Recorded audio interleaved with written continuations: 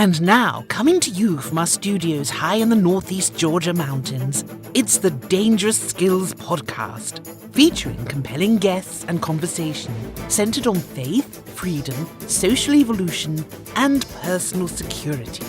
Be sure to listen closely, because if you miss out on the danger, you'll never learn the skills. And now, the most dangerous host in the digital space, Charles Powell. Yes, Judy, you're absolutely right. I am the most dangerous host in all the digital spaces, Charles Powell, host of the Dangerous Skills Podcast. Our guest today, again, a friend, an occasional guest, Jody Pyles, and we're going to be talking about his trip to the battlefront in the war in Ukraine. And we'll be doing that right after these commercial messages. Take us out, Judy. And now, a word from our sponsors. 10 years ago, Tracy and John McClain began selling handmade baked goods and signature peach pepper jam across Northeast Georgia at farmers markets and festivals with one simple goal: to love on people with food. Well, that was a decade ago. And today, Bebop's Bakery and Bistro, located on Church Street in Royston, Georgia, has become a destination spot for vacationers traveling through the Peach State and locals alike. On the bakery side, they offer a wide variety of traditional and signature pastries, muffins, cupcakes, cookies, and dough. The last time I encountered red velvet carrot and cheesecake this good, it came from one of my favorite bakeries in Brooklyn Heights, New York. And yes, they do take special orders. Over on the bistro side, Tracy and John have created breakfast, lunch, and dinner menus to satisfy big city and small town palates alike. But on certain nights when the moon is just right, they will roll out a special bill of fare at dinner, which brings their faithful customers in from miles around. And do you want to know the reason why? Because 10 years later, the McClains are still loving on people with food. Welcome back to the Dangerous Skills Podcast. I'm your host, Charles Powell. Well, it's good to have you back on the program, Jody Pyles. You know, for those of us who know you, it's one thing, but for those who don't, we're going to have to put you through that terribly embarrassing part where, like, we get you to give us a brief background. Who is Jody Pyles?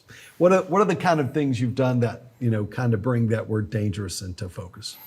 Former law enforcement officer, state of North Carolina. I've had martial arts schools. I've been in martial arts since I was 7 years old, so I've owned a number of martial arts schools. I also have done personal protection work nationally and internationally, rescued child slave, sex trafficked females, both nationally and internationally. Those are the main things. Firearms instructor. So. Well, I think that qualifies. You know, that should qualify. Well, I want to talk today a little bit about your trip last fall to the battlefront in Ukraine. And I say it that way because there are a number of people who do wind up in Ukraine, but they're not necessarily on the battlefront. As a matter of fact, some people talk about going to Ukraine, the war in Ukraine, and never make it anywhere near. A very different situation for you. How did you wind up on not one, not two, but three different battlefronts in Ukraine? I would say it's a lack of updating my GPS. Okay. So what happened is I got a phone call, and there was a particular leader of a humanitarian aid group he had been going to Ukraine for years, but he wanted to go back to help and assist some of the folks who were in some of the battle-torn areas. And his wife made the bold statement of, "You're not allowed to go unless you have personal protection," and I got roped into that position. You got roped into that position. I got roped into that position. I've heard you say that before. You get roped into an awful lot where, like, things are happening and stuff's flying around at high velocity. It happens. It does happen. Okay, so you make the trip, you're there. You spent between 2 and 3 weeks there. Right. What struck you as the most interesting, or what was most surprising to you about what you found there? The most surprising thing probably was, and we've talked about this, just the surrealness of how it's everyday life in the midst of war. You hear the air raid signals going off, and you get, of course, when you get there, I had a phone for Ukraine, and you get these updates on your phone all times of the day, and they'll go off, and it'll show you what regions are, potentially in the blast zones, and and the lines of missiles and mortars and stuff that are, coming, and even further into the to the west and north where you wouldn't think it would happen, it's still, they're under, the risk of potential attack. Wow. And but seeing the everyday life, go into a coffee shop and sit and enjoying coffee, go into a dinner and enjoying dinner, and then you hear these go off. And there was one place they would make you leave. We were in a hotel eating, and they'd make you leave the hotel once these sirens went off. But to see the everyday life in the midst of this chaos, you'll be riding down the road, beautiful buildings, people walking around, going to work, going to school, having dinner, and here's a building that was struck by a round, artillery shells 2 days before, And you think about the normal everyday life. What was it like? I mean, obviously you saw women, you saw children. We don't, I know war is a whole lot about what happens to civilians, but I mean, there were women, there were children in these cities. What did you see in them when the sirens went off? So like I said, it was so weird. It was life as usual. A place I stayed had an apartment there. The place I stayed had a big soccer field right next to it. And there are people out there running, playing soccer, kids in the field. It's like normal Thursday. It's a normal Saturday afternoon. And then when these things go off, some people just ignore them. They've become so immune to the sound of them, and they're, it's like whatever, and they just keep going about their business.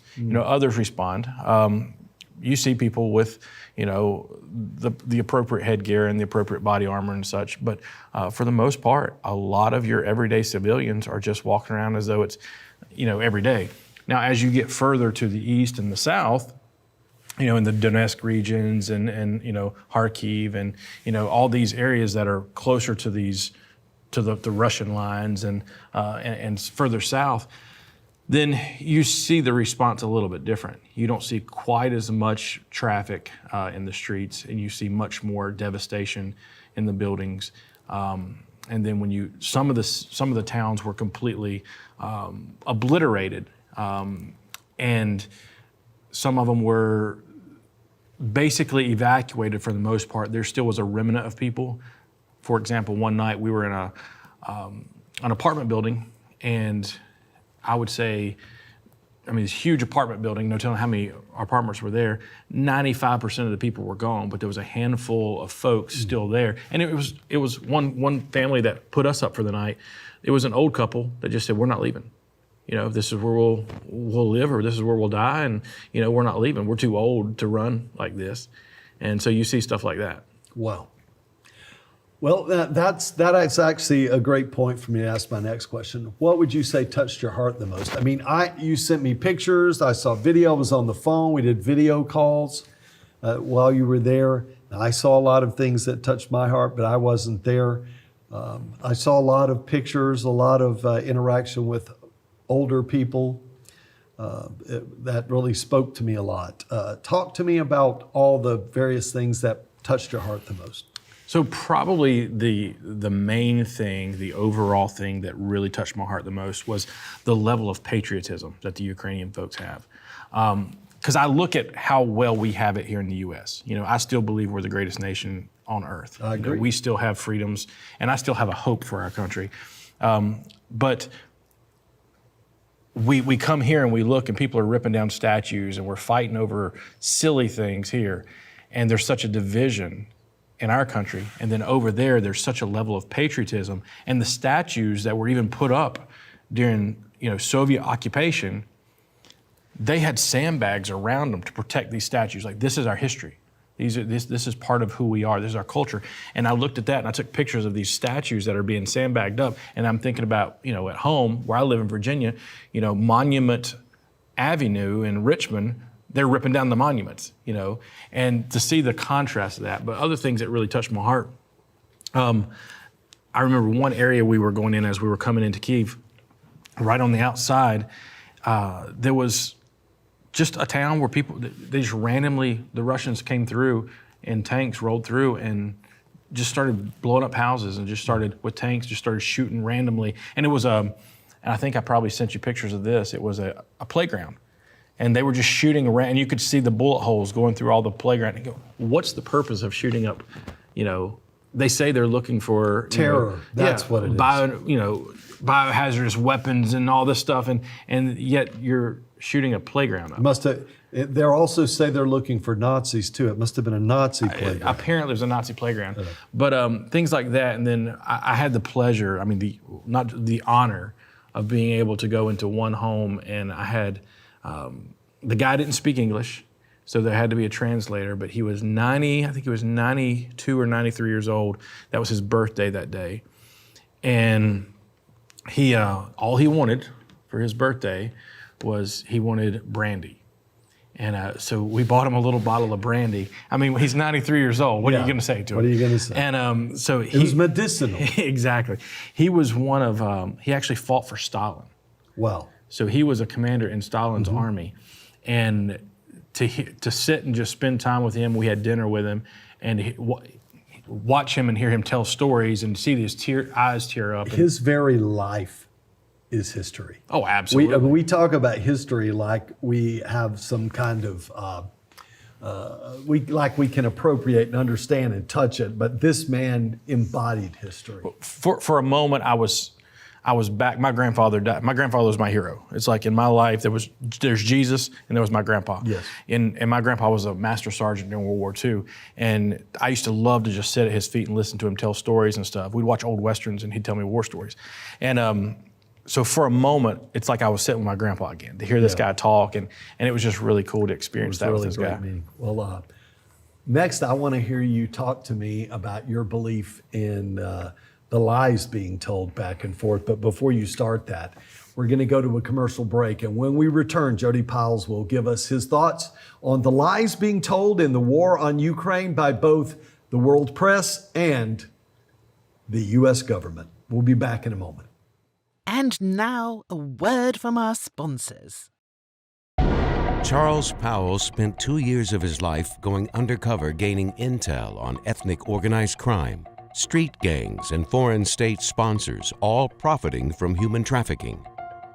These investigations, combined with groundbreaking research provided by Dylan Burrows, brought about their authoring the most essential book for those seeking a handle on human trafficking in the U.S. Not in My Town: Exposing and Ending Human Trafficking and Modern-Day Slavery. Pulitzer Prize finalist Luis Urrea writes, Charles Powell has been a strong presence in the Deep South for a long time. He has provided security and protection to celebrities and has advised me on security when I needed it. This book is about an issue that haunts America and the world, a vitally important topic. The subject matter is nothing short of pure evil and how we defeat it. Author Nate Larkin writes, Charles Powell has focused his investigative skills on a scourge too few of us knew existed. The scope of modern-day slavery is mind-boggling, its stories heartbreaking, and there's a good chance its victims are right in your own backyard. If you don't believe me, open this book and let Charles and Dylan take you on a tour of the seamy side of America. You'll never be the same. Join Charles Powell and Dylan Burrows through big cities, small towns, and suburbs alike on a gripping journey that will shock and motivate readers to join the struggle for the soul of our nation, where every individual can respond to the question of slavery with a resounding, "Not in my town." And we're back. We're back with Jody Pyles, who's telling us about his experiences last fall on 3 different battlefronts in the war on Ukraine. But before we get back to that, I would like to have you talk with us a little bit. You're there, you're your own man, you're not speaking about anyone. You know, people talk a lot about how the Ukrainian government is at times, faking up certain aspects of the war, and the U.S. government is doing the same. The Russians are telling lies, and I believe, readily believe that. There's a lot of mistrust by people around the world from what they're hearing, but there's nothing like speaking to someone who's actually been there. So, take a few minutes and talk with us a little bit about truths and lies, and tell us both what you think. We'll talk maybe about the Russian side of it in a minute, but right now, What do you think that the world press, or maybe especially the U.S. press and the U.S. government, are telling us, the Ukrainians? What are they telling us that might represent truth and what might represent lies? Oh, there's so much false information. And I've got people who are friends of mine who support the Russian side. I've got friends of mine who support the Ukrainian side. And both sides ask me, well, are you're supporting Russia? Like, no. You supporting Ukraine then? No. Well, why are you going? Who are you supporting? I'm there to do a job to protect this gentleman. And while I was there, the people I supported were the people that were standing beside me. Yes. It was like, I mean, that's what soldiers of every stripe say. Once you get there, flag waving goes out the window. You're fighting for the person beside you. Right. But so to see the misinformation, like, for example, a lot of people communicate through Telegram in that country in particular, and I still am on a couple different Telegram channels. That's an app. Yeah. And what's crazy is while I was there, and I did this on purpose, I downloaded one app or one Telegram channel that was strictly Russian side of information. The other one I downloaded was strictly Ukrainian. And a situation would happen, and you would have both parties reporting, and to read the difference of their takes on it. Well, we did this and we destroyed these rebels, and we did this and we destroyed these invaders, and how they're both, it's propaganda on both sides, honestly. And okay, so who do you believe? Okay, so talk a little bit about what might be the propaganda that Ukraine is putting out to get and keep support. There's a lot of people in the United States that say we have our own problems we need to solve. The press is overwhelmingly in the U.S. in favor of the war. Right. The United States government is. The people ask a lot of questions that don't really get answered. You were there. What might be an example of truth and lie? Okay, so truth is there is a major need, and I wasn't on the Russian side, so I'm sure there's major need there too. Sure. I'm not discounting that. But where I was standing, there was definitely major need. The people, the military, all were lacking. Food, supplies. We took gloves to one military unit because just their hands. When you saw their hands, and there it was coming into it was fall, but it was actually coming into a cold season for them. And at night it was pretty chilly. And to see these soldiers' hands, where they didn't have gloves, and to see the need that was there, and even talking to a friend of mine who's a lieutenant colonel who is still fighting there, to hear his stories, and like I said, we continue to communicate back and forth now, and he sends me photos and he lets me know about what's going on and needs, and to see that need, and then to hear in our news about all the money we're sending to support. And then when you're actually there, you're like, well, hold on, I thought they're sending this. The money never gets to them. I know, because I myself have seen where these soldiers have put out pleas to get money for ammunition. Uniforms. Cold weather gear. Right. When I see the firearms, and a lot of people don't know, they just see somebody with a firearm. A lot of the firearms that the Ukrainian soldiers are fighting with are just hoopty put together, junkyard pieces of crap. I hate to put it that way, but that's, the money that's being put out for this military gear is money for first-rate equipment like we use, and they just don't have it. So one of the guys that was there, he did some work with us, and he and I become friends. When I say friends, like he's a lieutenant colonel there. It was one of those things, guys who do things like this, you trade patches, right? Right. He took his rank off his uniform and gave it to me. So we were close. And in communicating with him, how he's lacking, and he actually stepped up. He had already retired, and his wife was still in the military, but they were going to send her to the front line. Wow. And they had 2 children. So he said, I will come back. You let my wife step out. And then he sent his wife and children actually to Israel. Good. And but it kind of locked him into, he's on the front line fighting now. But his need, he's like, I don't have uniforms. My unit don't even have a truck. Wow. And I'm like, and I asked him, well, what about all the money of the U.S.? And he laughed about it. He's, what money? We're not getting this money. Where's this money going?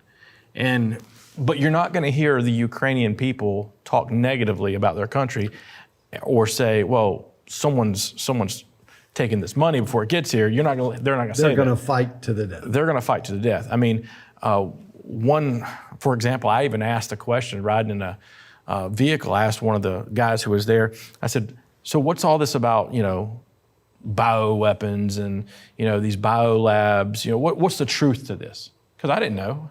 And you would have thought that I spit in his mother's face. Okay. Like he turns around and goes off on me. That's the lie that's being told by the Russians. It's all propaganda. And I'm like, look, man, I'm just asking questions. I'm trying to learn. I'm trying to learn. And I got like completely told off about that. And I was like, look, forget it. I just, but, so you hear it on both sides. Yeah. So what's the truth? I'll be honest, I don't know. I know what I saw with my own eyes. Do I think one's at fault more than the other? I can't answer that because I don't know the roots and how deep it goes. I know this. If I lived there and I was a Ukrainian, I would be fighting for Ukraine. Sure. Because that's your home. If I was in Russia and I was a Russian, I don't know. Who determines who's right and who's wrong in this? I think after so many years under authoritarian rule, I think Eastern Europeans better know how to separate the difference between their country and their government. Right. And that is something that people in the United States are just coming to terms with. These days you hear a lot of people say, I love my country, but I don't necessarily love or trust my government. Right. And I think Eastern Europeans already have a handle on this. And this is why they can be patriotic for their country and not necessarily their government. And I think that's kind of what you're speaking about. It reminds me of a gentleman walks up to Abraham Lincoln and said, sir, whose side do you feel God's on? Is he on our side? Is he on the side of the rebels? And Abraham Lincoln said, it's not my concern as to whether or not, God's on our side, but whether or not we're on God's side. Wow. And I think that's what we stop and we fail to, as a believer, who's right in that situation? Probably none of them. But what's right is standing next to the person and making sure that their needs are met, making sure that the hungry's fed. To me, if someone says, well, what side of the wars would God be on? He's on both sides. Mm. He's on both sides. Ever present. Because there's souls on both sides. Absolutely. Now, you mentioned a few minutes ago about this friend you made in the Ukrainian military. Take a minute and just name a few friends you met and a few people that touched you while you were there.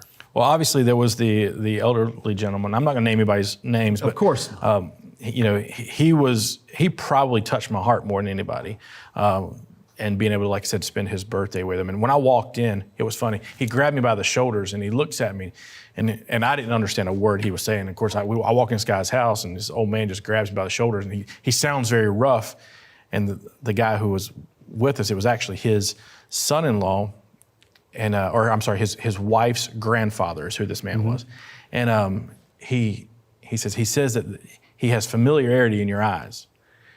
Like, okay, I don't know what that means, but all right. But I sit down, and he pulls me up beside him, and it's like I said, he was just like he wanted to connect. Mm-hmm. And so he was one. The gentleman we were with, he has basically an outreach that he goes back and forth. He goes into the West and he loads up vans with supplies and stuff, and then he drives it back and forth to different, and that's how we got connected there. And then there was the lieutenant colonel. We stayed in his house over in Kharkiv, and and he's on the front lines now after he's sent his wife out. We were there right before he sent his wife out to Israel. I made another friend up in Kiev who she has a campus ministry up there. So it's kind of like Campus Crusade for Christ, right? But it's their version of it, and so they. And her brother, actually, from what I'm seeing, we're friends on Facebook. From what I'm seeing, her brother's missing right now. Oh. He's a soldier. So made a few friends. That's good. Well, it's one thing to pray for a country. It's another thing to pray for friends. That's right. And be concerned about them. Okay, so you can't just go on 3 different battlefronts and bring humanitarian aid supplies to people. You can't just go there and then come home like everybody else. You had to get hurt. So you wound up with a piece of shrapnel in your eyelid. So tell us a little bit about that. I mean, was it an artillery shell blast? Was it a missile blast? How did it happen? What did you do? You know, you've told that story to me before, but I'd like these people to know. So here's what's funny. I got sponsored by ESS Glasses, phenomenal glasses company. So I guess this is a shameless plug for them. But they're all ballistic great and love them to death. But there was, when you're over in, and this was in the Kharkiv region, actually a little bit further, we were right on the front lines. And I mean, the buildings that was the town that was completely gone. We spent the night with the elderly couple. The building we were in was hit. And I woke up, I thought, you know, there's all the dust and particles flying when stuff goes on. I thought that I just had like dust in my eye. And so I kind of went through the day kind of thinking, oh man, it's not a big deal. It's just dust in my eye, and kind of rubbed it. And then my eye started getting really red. So when I got back, and of course it was about 3 or 4 days before we got back to my apartment in the West. And so I went to and you could buy some antibiotic eye drops. Right. So I went and got some eye drops for it and started doing that. By the time I got home, it was feeling a little better, but the outside, it started swelling up. And at first I thought it was like a sty on my eye. Uh-huh. You could feel it. You could feel it on the outside of my eyelid. And so one of my martial arts students, dad is a doctor, and then I had another student, his mom is a nurse, so they started looking at it and feeling it, and they're like, there's something in there. So they actually had to come down and do a video shoot for That's right. a particular company. And so I didn't want to do anything to mess my eye up and have to have like a patch. So I was like, what can I do quickly? And so we just stuck needles in it and drew the fluid off of it 3 times to draw the fluid off this. And come to find out, there's a little metal, and I've never had it taken out still. But it's not giving me an issue. But a little metal, basically a shard of metal. Yeah, a little splinter up in my eye. Shrapnel. Yeah. Uh-huh. So you weren't wearing the glasses at the time, I take it. Well, I was, but the thing is, it protects this way. It doesn't protect if you turn your head and it blows in this way. Okay, so explosion goes off, you turn your head in a reaction, and it comes in the side. It's dust, all kinds of junk right just there. floating around. Oh, wow. Well, you need to get that taken out eventually, you know. We can get just like a really cool patch or something. Okay, you always wanted to be a pirate. That's right. That's very good. Any personal takeaways you might share from your trip there? Anything else? And if no personal takeaways you haven't shared, is it the kind of place you might return to ever again? Well, my buddy who's in the military there, he's asked me to come back numerous times. And he told me, so you come back, you fight with us. And that's an honor. Yeah, it is. For somebody like that to ask you to come back and do that. Would I go back? I'm not going to say never, because a year ago I said, I actually had somebody call me a year ago and say, hey, would you want to go? And I said, nope, it's not my fight, not my war. Yeah, I remember. I stay here, And, I don't think that guy ever went either. No. And but I ended up going when I saw that the need was there. And so to say I would never go again, I won't say that. Do I want to go? No, not interested. But at the same time, I'm not going to lie. There are times when I'm sitting on my front porch in the rocking chair and I think, I kind of would like to be there with, my buddy and, What is it in a man or woman that makes them in that moment when they feel that way, feel drawn or feel a need or want to go somewhere? I can't speak for others, but for me, I think it's a sense of purpose. We live in such a selfish and a spoiled society that the things that go on here, it's just crazy that what people argue about and how we're so divided in so many areas. And at least when you're there, there's a need, there's an objective, there's a mission, and you got something to work towards. Here it's like, what am I doing? What am I really accomplishing? I've tried my hand in a number of things, even politics, to try to make a difference here. And at the end of the day, what are you really accomplishing? At least there you can know, it's like the starfish story. Yep. The kid is throwing starfish and the guy says, but there's so many, what's it matter? He says, what matters to this one, as he throws it back. There's so much going on. Well, what's it matter? What matters to the one you're sitting beside? It matters to help this person. Absolutely. The difference is calling, and some people call that destiny. I would say it's a calling. It's a calling on one's life to make a difference and be a difference when other men and women stay seated in safety with their hands folded. Right. And you and I have both answered that call many times. And right now I hear the music playing, and that means our time has come to an end. Thank you very much for being on the Dangerous Skills podcast. Please tune in again next time. We'll be having Jody back again to hear about his human trafficking rescues in Pakistan and a great many other places. And we'll see you then. This has been the Dangerous Skills podcast. End transmission.